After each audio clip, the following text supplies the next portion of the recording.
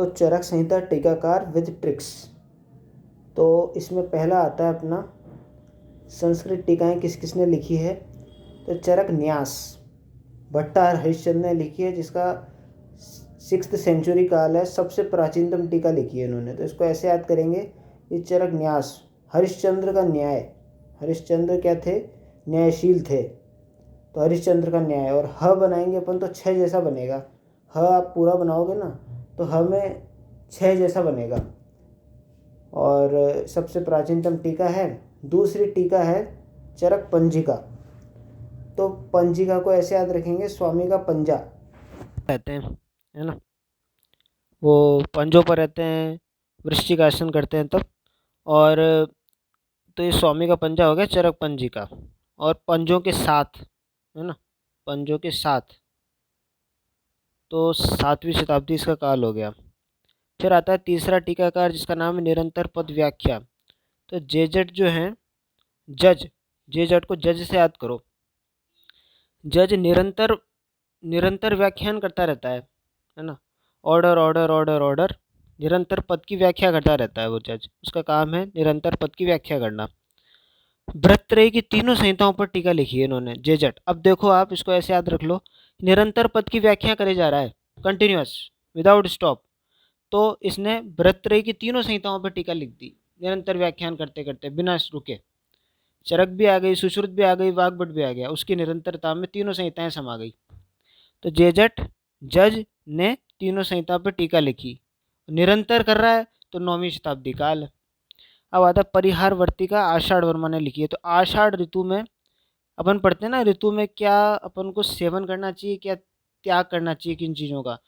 तो आषाढ़ ऋतु में किन चीज़ों का अपन को परिहार करना है, बस उससे याद रख लो, परिहार वर्तिका आषाढ़ वर्मा। अब आषाढ़ ऋतु में अपन ने बोला है कि परिहार करना है, तो परिहार का मतलब एक निषिद्ध भी होता है, मतलब जो सेवन नहीं करना अपन को। तो जो नहीं करना, नहीं से 9वीं शताब्दी इसका काल याद हो जाएगा। फिर आता है बृहत्तंत्र प्रदीप।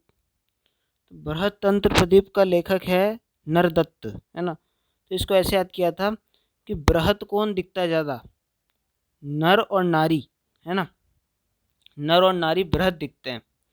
तो बृहत्तंत्र प्रदीप, तो बृहत आते ही दिमाग में आना चाहिए क्या, नर। किसका तंत्र बृहत है, तो नर का तंत्र बृहत है, नर और नारी का तंत्र बृहत है, तो नर। और दत्त आ रहा है इसके आगे, तो दत्त, तो दत्त से 10 याद रख लेंगे अपन। नेक्स्ट आता है अपना अगला, जिसका नाम है चरक चंद्रिका, गयदास, और 11वीं शताब्दी काल है। तो चंद्रिका, गया चरक चंद्रमा पर, ये इसकी ट्रिक है। तो गयदास और चरक चंद्रिका और 11वीं शताब्दी काल, गया, गया बराबर 11। आगे आता है अपना आयुर्वेद दीपिका। तो आयुर्वेद दीपिका चक्रपाणी जी ने लिखी है। तो इसको ऐसे याद किया था कि आयुर्वेद दीपिका है, तो आयुर्वेद में चरक और सुश्रुत दोनों पढ़ते हैं अपन, पढ़ते वाग्भट भी हैं, लेकिन मेन तो चरक सुश्रुत पढ़ते हैं। तो चरक सुश्रुत दोनों पे कौन टीका लिखता है, चक्रपाणी जी लिखते हैं एक तो, है ना। तो चक्रपाणी जी ने दोनों पर टीका लिखी है, तो इसलिए चक्रपाणी जी में अपन केवल चरक और सुश्रुत का प्रयोग नहीं करेंगे, आयुर्वेद का प्रयोग करेंगे। तो आयुर्वेद दीपिका और चक्रपाणी जी लिखते हैं चरक चतुरानन सुश्रुत सहस्त्रनयन, और दोनों को मिला के जो लिखते हैं वो लिखते हैं आयुर्वेद दीपिका। तो आयुर्वेद दीपिका टीका लिखी चक्रपाणी जी ने, और इसकी ट्रिक है, चरक जो है वो 9-2-11 हो गया है, चरक 9-2-11 हुआ, चक्र 9-2-11 हुआ।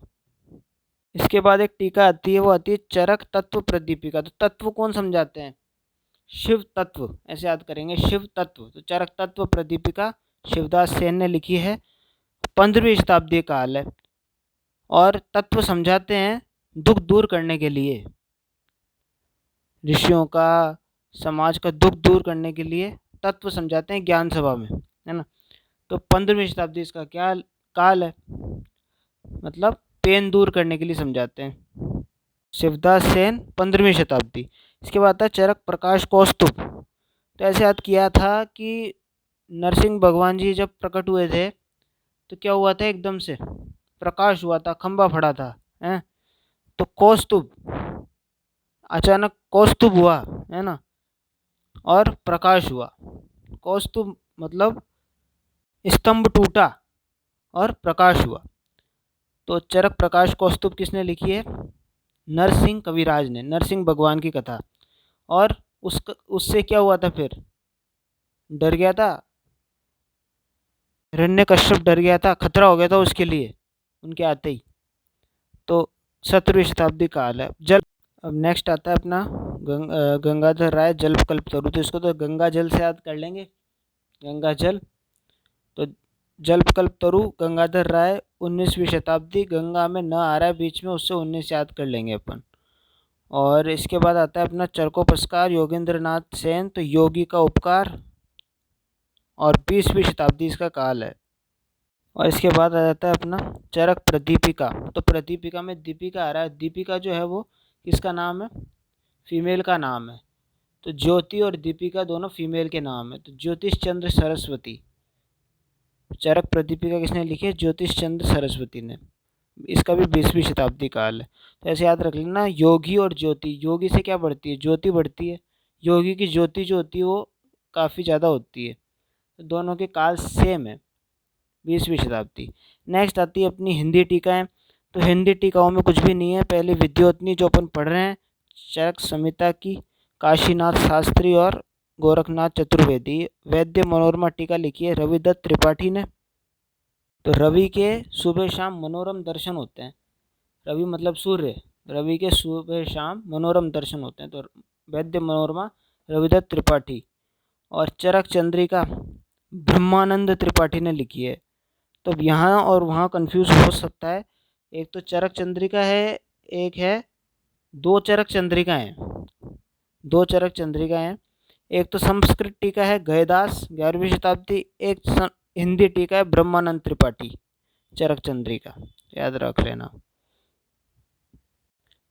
इसके बाद आता है अत्रिदेव कृत, जयदेव विद्यालंकर कृत, श्री कृष्ण लाल कृत टीकाएँ हैं जो ज़्यादा इम्पोर्टेंट नहीं। इंग्लिश टीका याद रखनी जरूरी है कि अविनाश चंद्र शर्मा ने लिखी है 1891 में। Thank you.